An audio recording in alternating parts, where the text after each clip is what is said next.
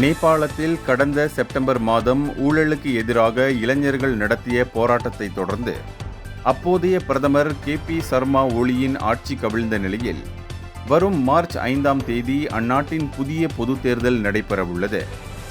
275 இடங்களை கொண்ட நாடாளுமன்ற தேர்தலுக்கான இந்த போட்டியில் 1.9 கோடி வாக்காளர்கள் வாக்களிக்க தகுதி பெற்றுள்ளனர்.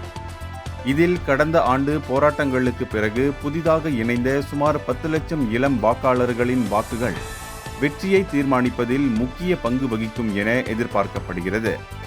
முன்னாள் காத்மாண்டு மேயரும் ரேப் பாடகருமான 35 வயது பாலேந்திர ஷா தலைமையிலான ராஷ்டிரிய சுதந்திர கட்சி இத்தேர்தலில் பலமான முன்னிலையில் உள்ள வேளையில் 4 முறை பிரதமராக இருந்த KP சர்மா ஒளி மற்றும் புஷ்ப கமல் தஹால் போன்ற மூத்த தலைவர்கள் இழந்த செல்வாக்கை மீட்டெடுக்க போராடி வருகின்றனர்.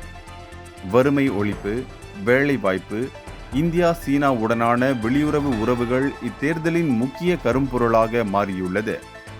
65 அரசியல் கட்சிகள் களமிறங்கியுள்ள இந்த தேர்தல் இமயமலை தேசத்தின் அரசியல் எதிர்காலத்தை தீர்மானிக்கும் ஒரு முக்கிய திருப்பு முனையாக கருதப்படுகிறது. இந்தியர்களின் இதய குரல் மக்களோசை.